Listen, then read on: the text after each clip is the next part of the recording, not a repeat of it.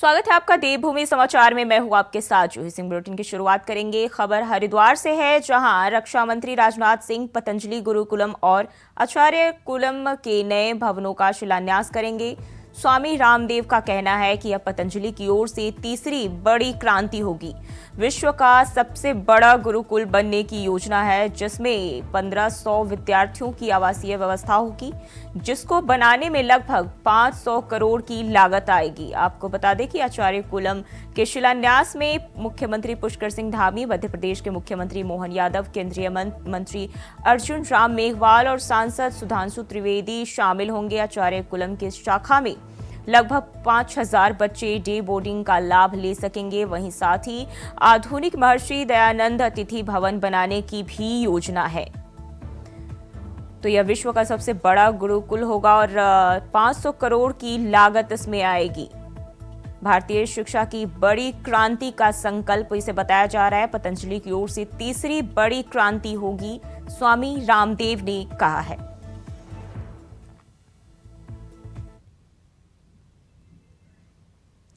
तो रक्षा मंत्री राजनाथ सिंह शिलान्यास करेंगे और विश्व का सबसे बड़ा गुरुकुल होगा, जिसमें 500 बच्चे इसमें का 500 करोड़ की लागत से आएगी और इसमें पतंजलि गुरुकुलम के नए भवनों का शिलान्यास किया जाएगा, जिसमें रक्षा मंत्री सहित कई अन्य मौजूद नेता भी इसमें शामिल हो सकते हैं और साथ ही मुख्यमंत्री पुष्कर सिंह धामी भी इस कार्यक्रम में शामिल होंगे।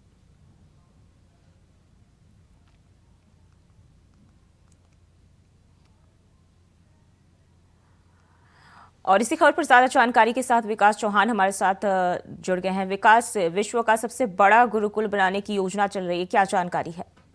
देखिए, आज गुरुकुल महाविद्यालय के अंदर ही ये पूरा निर्माण यहाँ पर होगा। गुरुकुल जो पतंजलि योग पीठ है, उसके द्वारा ये निर्माण यहाँ पर होना है आचार्य कुलम गुरुकुल का।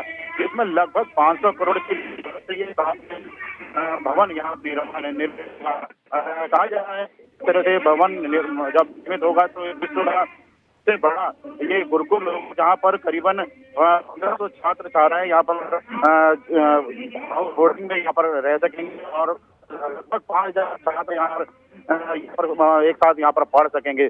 तो बड़ी यहाँ पर एक शिक्षा के क्षेत्र में एक क्रांति की बात बाबा रामदेव ने यहाँ पे की है कि जो ये निर्माण हो रहा है 500 करोड़ की लागत से इस पूरे भवन का, ये कहीं ना कहीं एक शिक्षा में पूरी क्रांति होगी। शिक्षा जगत में शिक्षा बोर्ड का जिस तरह से बाबा रामदेव ने सब पहल की है और आज का भवन का जो शिलान्यास है, उसको शिलान्यास करने के लिए केंद्र सरकार के जो रक्षा मंत्री हैं राजनाथ सिंह, वो यहाँ पर कुछ ही देर में पहुंचने वाले हैं। साथ ही साथ उत्तराखंड के मंत्री यहाँ पर संत भी इस समय यहाँ पर मौजूद हैं। अखाड़ा परिषद संत है वो यहाँ मौजूद हैं और मध्य प्रदेश वो भी यहाँ पर जो राजनाथ सिंह है उनके साथ बिल्कुल यहाँ पर पहुंचेंगे। कह सकते हैं वीआईपी यहाँ पर मंच में रहने वाले और साथ ही साथ साधु संतों का भी यहाँ पर सानिध्य यहाँ पर रहेगा। रामदेव के पूरे यहाँ पर इस कार्यक्रम पर दिया गया है। यहाँ पर लोग यहाँ मौजूद हैं। कह सकते हैं भव्य ये कार्यक्रम होने जा रहा है। प्रधानमंत्री और मुख्यमंत्री यहाँ पर कुछ ही देर में यहाँ पर पहुंचेंगे। जी, इतनी बड़े तादाद में जो है बीजेपी के बड़े बड़े नेता और मंत्री शामिल हो रहे हैं, सुरक्षा को लेकर क्या इंतजाम किए गए हैं?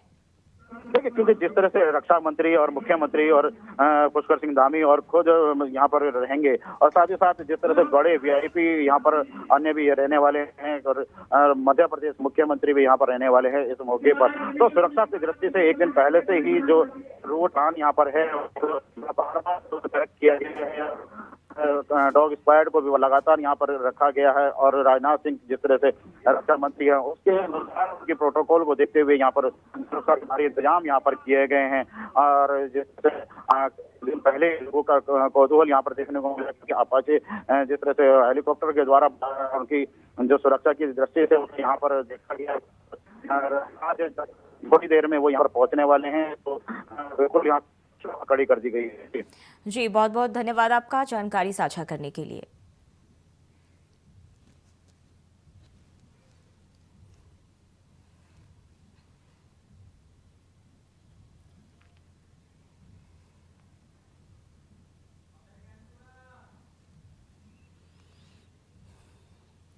और खबर देहरादून से है, जहां मुख्यमंत्री पुष्कर सिंह धामी की पिथौरागढ़ वासियों के लिए बड़ी सौगात देने जा रहे हैं। नगर पंचायत गंगोली हाट के तहत हाट कालिका मंदिर में बहुमंजिला पार्किंग बनेगी। मुख्यमंत्री के निर्देश पर शासन ने वित्तीय और प्रशासकीय स्वीकृति दे दी है। 6 करोड़ 41 लाख रुपए में बहुमंजिला पार्किंग तैयार होगी। वहीं निर्माण कार्य के लिए पहली किस्त के रूप में 2 करोड़ 56 लाख रुपए जारी किए गए हैं।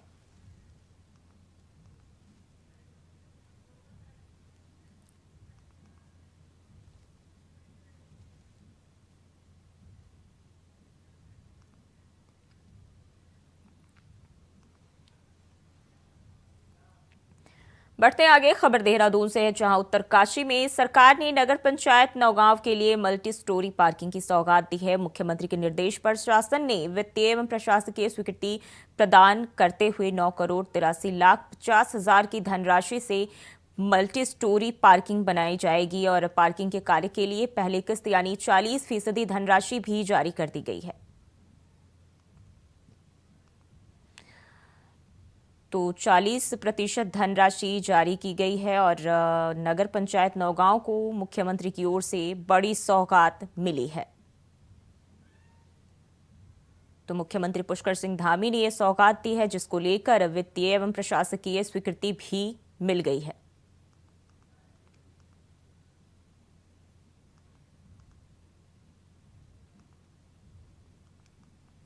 तो 40% धनराशि जारी की गई है। मुख्यमंत्री के निर्देश पर मल्टी स्टोरी पार्किंग की सौगात जो है वो दी जा रही है। और देहरादून के परेड ग्राउंड में 5 दिवसीय राज्य युवा महोत्सव का मुख्यमंत्री पुष्कर सिंह धामी ने शुभारंभ किया। कार्यक्रम के दौरान खेल मंत्री रेखा आर्या, स्थानीय विधायक खजान दास, खेल निदेशक जितेंद्र सोनकर सहित सैकड़ों की संख्या में युवा मौजूद रहे। महोत्सव में उत्तराखंड की अलग अलग थीम पर कार्यक्रम आयोजित किए गए, जिसमें सामूहिक लोक नृत्य, पेंटिंग, फोटोग्राफी, योगाभ्यास आदि तमाम खेल प्रतियोगिता भी शामिल है। कार्यक्रम के दौरान विभागीय मंत्री रेखा आर्या ने कहा कि 5 दिन तक चलने वाला यह युवा महोत्सव युवाओं के लिए बहुत ही महत्वपूर्ण होने वाला है, क्योंकि यहाँ युवाओं के लिए अलग अलग प्रतियोगिता रखी गई है। ऑनलाइन रजिस्ट्रेशन जारी है। हमारे महिला मंगल दल, हमारे नवयुवक मंगल दल, उनका भी प्रतिभाग है। लगभग 1000 से ऊपर हमारे महिला मंगल दल, नवयुवक मंगल दलों की प्रतियोगिताएं यहाँ पे होने जा रही हैं। साथ ही जो है ओपन एंट्रीज भी हैं। तो मैं समझती हूँ कि हज़ारों की संख्या में युवा प्रतिभाग करने जा रहे हैं, हज़ारों की संख्या में युवा सेशन लेने जा रहे हैं, हज़ारों की संख्या में युवा जो है अपने आगे के करियर के संदर्भ में मार्गदर्शन लेने जा रहे हैं। तो बहुत ही उपयोगी जो है ये सिद्ध होने जा रहा है। और देहरादून से बड़ी खबर सामने आ रही है। आज देहरादून में हरीश रावत करेंगे पैदल यात्रा। बेरोजगार युवाओं के समर्थन में करेंगे पैदल यात्रा। युवाओं के संघर्ष को मजबूत करने के लिए की जाएगी पैदल यात्रा। दोपहर 1:30 बजे से शुरू होगी पैदल यात्रा। डिस्पेंसरी रोड से गांधी पार्क तक पैदल यात्रा की जाएगी। तो बेरोजगार युवाओं के समर्थन में पैदल यात्रा की जा रही है। युवाओं के संघर्ष को मजबूत करने के लिए यात्रा निकाली जा रही है। हरीश रावत युवाओं के लिए जो है यात्रा करने जा रहे हैं। पैदल यात्रा दोपहर 1:30 बजे से शुरू होगी।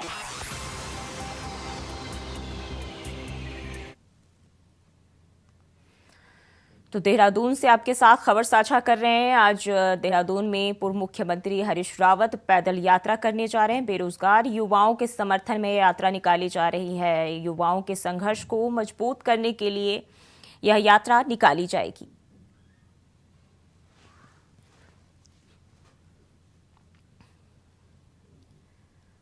तो आज देहरादून में हरीश रावत पैदल यात्रा करेंगे। बेरोजगार युवाओं के समर्थन में यह यात्रा की जाएगी। हरीश रावत बेरोजगार युवाओं के समर्थन में यात्रा करेंगे। और इसी खबर पर ज्यादा जानकारी के साथ अभय कैंतुरा लाइव जुड़ गए हैं। अब है देहरादून में हरीश रावत आज पैदल यात्रा करने जा रहे हैं, क्या कुछ जानकारी है? जी बिल्कुल, राज्य में बेरोजगार युवाओं के लिए, बेरोजगार युवाओं के जो संघर्ष है उस संघर्ष को मजबूती देने के लिए इस समय पूर्व मुख्यमंत्री हरीश रावत आज देहरादून में पैदल यात्रा करने जा रहे हैं। राजीव गांधी कॉम्प्लेक्स से गांधी पार्क तक पूर्व मुख्यमंत्री हरीश रावत की पैदल यात्रा होगी और इस दौरान हजारों की संख्या में बेरोजगार युवा उनके साथ इस पैदल यात्रा में मार्च करते हुए नजर आएंगे। कांग्रेस के जो वरिष्ठ पदाधिकारी हैं, जो वरिष्ठ नेता हैं, विधायक हैं, पूर्व प्रदेश अध्यक्ष हैं, वो इस दौरान पूर्व मुख्यमंत्री हरीश रावत के साथ इस पैदल मार्च मार्च में यहाँ पर शामिल होंगे और राज्य भर में ये कह सकते हैं कि इस समय जो बेरोजगार युवाओं का जो मुद्दा है उस मुद्दे को भुनाने की कोशिश कांग्रेस पार्टी की तरफ से की जा रही है। आगामी समय चुनाव का समय है, ऐसे में उस चुनावी समय में जो बेरोजगार युवाओं के जो मुद्दे हैं उन मुद्दों को जनता के साथ उठाने का काम कांग्रेस पार्टी तरफ से किया जा रहा है। पूर्व मुख्यमंत्री हरीश रावत आज इसी मुद्दे पर ये कह सकते हैं कि देहरादून में पैदल मार्च करेंगे। पैदल मार्च के दौरान उनके साथ जो हजारों संख्या में रहेंगे और सीधे तौर पर अब सरकार से मांग की जाएगी कि जो सरकार ने सत्तासीन होते समय जो वायदे किए थे, चुनाव के दौरान जो रोजगार देने के जो वायदे उनकी तरफ से किए गए थे, उन वायदों पर सरकार अभी तक खरी नहीं उतर पाई है। और सरकार के इस नाकामीपन पर, सरकार की इस नाकामी को लेकर अब कांग्रेस पार्टी उसे एक बड़ा इशू यहाँ पर बनाना चाहती है, बड़ा मुद्दा यहाँ पर बनाना चाहती है और बेरोजगारों के साथ सरकार के खिलाफ लामबंद एक मोर्चा यहाँ पर तैयार करना चाहती है। तो ये समझा जा सकता है कि पूर्व मुख्यमंत्री हरीश रावत लगातार जनहित के मुद्दों को उठाते आए और आज भी बेरोजगारों के इस मुद्दे को लेकर वो देहरादून में पैदल मार्च कर रहे हैं। जी, हरीश रावत की बात कर ले तो बड़े ही बेबाकी से वो अपनी बात रखते हैं और एक बार फिर से युवाओं के लिए वो पैदल यात्रा निकालने जा रहे हैं। क्या लगता है किस हद तक ये कामयाब हो पाएगी? देखिए, सीधे तौर पर यह समझा जा सकता है कि हरीश रावत जिस कद के नेता है उस कद पर अगर वो किसी विषय को उठाते हैं तो फिर सीधे तौर पर समझा जा सकता है कि वो बड़ा इशू यहाँ पर होता है और उस विषय को उठाने के लिए लगातार वो अपना काम यहाँ पर करते हैं, विरोध प्रदर्शन यहाँ पर करते हैं, पदयात्रा यहाँ पर करते हैं। पिछले दिनों उन्होंने गन्ना किसानों की समस्याओं को उठाने का काम किया था। उस दौरान भी उन्होंने ये कह सकते हैं कि उधम सिंह नगर और हरिद्वार जनपद में कई जगह उन्होंने पैदल मार्च यहाँ पर किया था। गन्ना किसानों के साथ वो सड़कों पर उतरे थे और सरकार के खिलाफ हल्ला बोलते हुए नजर आए थे। अब बेरोजगार युवाओं को लेकर वो लगातार यहाँ पर आंदोलन कर रहे हैं और उस आंदोलन की मांग पर उन्होंने सरकार तक पहुँचाने की कोशिश यहाँ पर की है। और आज पैदल मार्च में भी वो बेरोजगार युवाओं के उस रोजगार के मुद्दे को उठाने का काम यहाँ पर कर रहे हैं, जिसमें उनकी तरफ से कोशिश यही रहेगी कि सरकार को उनका वायदा याद दिलाने का काम यहाँ पर किया जाएगा ताकि बेरोजगार युवाओं के साथ अन्याय ना हो, बेरोजगार युवाओं को रोजगार मिल सके। और उत्तराखंड राज्य में जिस रोजगार की कल्पना या जो सपना बेरोजगार युवा देख रहे हैं, जिसका वायदा उन्हें चुनाव के समय मिला था, वो वायदा पूरा हो सके। आज ये कह सकते हैं कि कांग्रेस पार्टी के कार्यकर्ताओं के साथ साथ बेरोजगार युवा उनके इस आंदोलन में उतरेंगे और देहरादून की सड़कों पर पैदल मार्च करते हुए नजर आएंगे और सरकार के खिलाफ अपनी आवाज बुलंद करेंगे। जी, बेरोजगार युवाओं के समर्थन की बात की जा रही है, तो इसको लेकर जो है युवाओं में क्या कुछ देखने को मिल रहा है, उनकी तरफ से क्या प्रतिक्रिया देखने को मिल रही है, कितना समर्थन मिल रहा है? बिल्कुल, बेरोजगारी बड़ा इशू इस समय उत्तराखंड के भीतर यहाँ पर बना हुआ है क्योंकि सरकार लगातार प्रयास तो कर रही है। कई वर्षों में ये कह सकते हैं कि पिछले वर्षों की तुलना में इस बार धामी सरकार की तरफ से रोजगार के प्रयास यहाँ पर किए गए हैं, लेकिन जो युवाओं की जो आशंका थी, यानी जो पिछले दिनों जो भर्ती घोटाला यहाँ पर हुआ था जिसमें एक सिंडिकेट सामने आया था और कई चेहरे अधिकारियों के हो या फिर नकल माफियाओं के चेहरे हो, वो सब बेनकाब यहाँ पर हुए थे। 40 से ज़्यादा लोग सलाखों के पीछे यहाँ पर पहुँचे थे। तो उसमें ये कह सकते हैं कि युवा निराश यहाँ पर नजर आए थे क्योंकि कई भर्तियों को स्थगित करना पड़ा था, कईयों के रिजल्ट यहाँ पर रोक दिए गए थे। ऐसे में जो बेरोजगार युवा थे वो काफी आक्रोशित नजर आए थे। आज उन्हीं युवाओं के साथ पूर्व मुख्यमंत्री हरीश रावत खड़े नजर आ रहे हैं और सरकार को उनका वायदा याद दिलाना है, यानी प्रतिवर्ष 2 लाख नौकरियों का जो वायदा सरकार ने किया था कि हम 2 लाख से ज्यादा युवाओं को रोजगार देने का काम यहाँ पर करेंगे, तो उस वायदे को याद दिलाने का काम उनकी तरफ से आज किया जाएगा। युवा इस समय साथ में मौजूद रहेंगे, जो बेरोजगार युवा हैं, जो प्रतियोगी परीक्षाओं की तैयारी कर रहे हैं, जो ये कह सकते हैं कि विभिन्न भर्ती परीक्षाओं में इस समय सम्मिलित हो रहे हैं या जो सम्मिलित पिछले दिनों नहीं हो पाए थे, जिन्होंने कई तरह के परेशानियों को यहाँ पर झेला, वो आज पूर्व मुख्यमंत्री के साथ इस पैदल यात्रा में खड़े रहेंगे और सरकार से मांग करेंगे कि सरकार ने जो वायदे उनके लिए किए थे वो वायदे पूरे करें, युवाओं को रोजगार मिल सके और राज्य में जो विकास रफ्तार वो तेज हो सके, क्योंकि उत्तराखंड का भविष्य यही युवा है। और ऐसे में अगर ये युवा बेरोजगार रहते हैं तो फिर उत्तराखंड राज्य में जो विकास का सपना सरकारें देख रही है वो पूरा नहीं हो पाएगा। तो ऐसे में बेरोजगार युवा अपने हित को लिए, अपने हितों को बचाने के लिए आज सड़कों पर उतरते हुए नजर आएंगे और उनके इस हितों पर आवाज को उठाने का काम पूर्व मुख्यमंत्री हरीश रावत भी करेंगे और उनकी तरफ से सीधे तौर पर ये कह सकते हैं कि सरकार के खिलाफ हल्ला बोलने का काम भी किया जाएगा, क्योंकि अब 2024 लोकसभा चुनाव का वर्ष और उत्तराखंड में ये कह सकते हैं कि लोकसभा चुनाव से पहले निकाय चुनाव या पंचायत चुनाव भी होने हैं। तो उसके लिए भी अब जो सियासी दल है वो ऐसे ऐसे ही जनहित के मुद्दे, जनगान जो मुद्दे हैं उनको उठाने का काम कर रहे हैं। और पूर्व मुख्यमंत्री हरीश रावत ने बेरोजगारों का जो मुद्दा उठाया वो बड़ा मुद्दा उत्तराखंड में इसलिए भी है क्योंकि उत्तराखंड में पलायन की जो प्रमुख समस्या है वो सिर्फ रोजगार की वजह से भी यहाँ पर बनी हुई है। जब युवा रोजगार की तलाश में अपने राज्य से बाहर दूसरे राज्यों की तरफ रुख कर रहे हैं, तो ऐसे में उन युवाओं के लिए रोजगार की बात उठाना जरूरी है। तो ये कह सकते हैं कि बड़ा गंभीर विषय है और इस गंभीर विषय को पूर्व मुख्यमंत्री की तरफ से उठाने का काम किया गया। अब देखना यही होगा कि उनका जो आज पैदल मार्च आपका रुख करेंगे।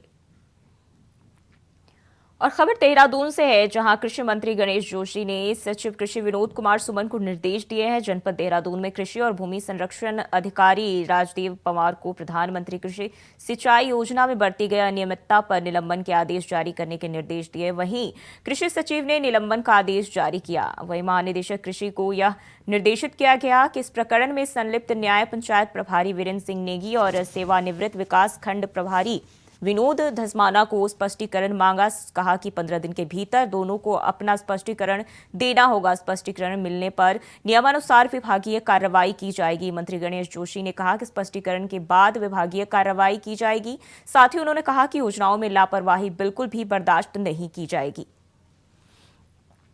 और लगातार अभय हमारे साथ बने हुए। अभय, क्या कुछ निर्देश दिए गए हैं इस दौरान?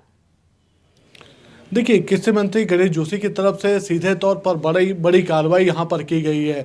जो कृषि एवं भूमि संरक्षण अधिकारी थे रायपुर विकासखंड के राजदेव सिंह पोहार, उनको यहाँ पर उनका निलंबन यहाँ पर कर दिया गया। उनको सस्पेंड करने का काम यहाँ पर किया गया। विभागीय मंत्री की तरफ से जब निर्देश दिए गए तो विभागीय सचिव ने उनके निलंबन के आदेश यहाँ पर जारी करें। साथ ही जो ये कह सकते हैं कि विकासखंड के जो प्रभारी थे, न्याय पंचायत के जो प्रभारी थे, उनसे भी 15 दिनों के भीतर जवाब तलब करने के लिए कहा गया। उनसे भी स्पष्टीकरण मांगा गया। साथ ही जो विकासखंड की जो प्रभारी अधिकारी हैं लतिया सिंह, उनसे इस पूरी कार्रवाई को देखने के लिए कहा गया है। ये बड़ी कार्रवाई इस रूप में भी कही जा सकती है कि जो भ्रष्टाचार सिंचाई प्रधानमंत्री सिंचाई परियोजना के तहत यहाँ पर हुआ वो किसी भी प्रकार से यहाँ पर न्याय संगत नहीं था। उसका गलत संदेश यहाँ पर जा रहा था। तो ऐसे में दोषी अधिकारियों के खिलाफ कार्रवाई होना जरूरी था और विभागीय मंत्री की तरफ से इस कार्रवाई की शुरुआत यहाँ पर की गई है। देखना अब ये होगा कि 15 दिनों के बाद जो जांच रिपोर्ट यहाँ पर आएगी उस जांच रिपोर्ट में क्या कुछ निकल कर सामने आ पाता है। लेकिन इतना जरूर कहा जा सकता है कि विभागीय मंत्री का ये कार्रवाई अधिकारियों के लिए और विभाग के अन्य दूसरे कर्मचारियों के लिए एक सख्त संदेश है कि अगर कोई भी भ्रष्टाचार करेगा तो उस भ्रष्टाचार की जगह ना सरकार में होगी ना जनता के बीच में उसकी कोई सुनवाई होगी और इसी प्रकार की कार्रवाई उनके खिलाफ यहाँ पर की जा सकती है। ऐसे में समझा जा सकता है कि कृषि विभाग जो जनता से जुड़ा हुआ विभाग है और उत्तराखंड राज्य के लिए महत्वपूर्ण विभाग इसलिए क्योंकि उत्तराखंड राज्य में कृषि एक मुख्य व्यवसाय यहाँ पर होता है। तो ऐसे में उस व्यवसाय के साथ अगर कोई भी धोखेबाजी या भ्रष्टाचार यहाँ पर करेगा तो ऐसे ही अधिकारियों के खिलाफ कार्रवाई करने का काम विभागीय मंत्री की तरफ से यहाँ पर किया जाएगा। और उसके लिए अब अधिकारियों को सचेत रहने की आवश्यकता होगी। यानी जनता की जो समस्या है उनका निदान जरूर करना होगा, लेकिन अगर भ्रष्टाचार करेंगे तो उनके खिलाफ शासन स्तर से भी कार्रवाई की जाएगी। जी वह बने रहिए हमारे साथ, अगली खबर पर भी आपका रुख करेंगे। देहरादून से बड़ी खबर सामने आ रही है। मौसम विभाग ने कोहरे का येलो अलर्ट किया जारी। हरिद्वार और उधम सिंह नगर के लिए येलो अलर्ट जारी। सुबह और देर रात सावधानी बरतने की जरूरत। तो देहरादून से बड़ी खबर सामने आ रही है। सुबह और देर रात सावधानी बरतने की जरूरत जो है मौसम विभाग ने कही है और कोहरे का येलो अलर्ट भी जारी किया गया है विभाग की तरफ से। तो हरिद्वार और उधम सिंह नगर के लिए अलर्ट जारी किया गया है। देहरादून से खबर आपके साथ साझा कर रहे हैं। मौसम विभाग ने अलर्ट जारी कर दिया है। साथ ही सुबह और देर रात को सावधानी बरतने की अपील भी लोगों से की है।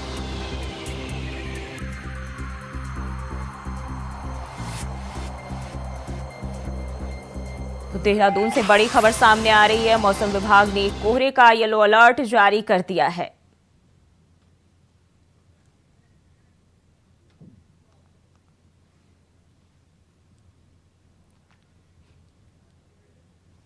और अभय हमारे साथ लगातार बने हुए हैं। अभय, मौसम विभाग ने कोहरे को लेकर येलो अलर्ट जारी कर दिया है, क्या कुछ निर्देश दिए गए हैं?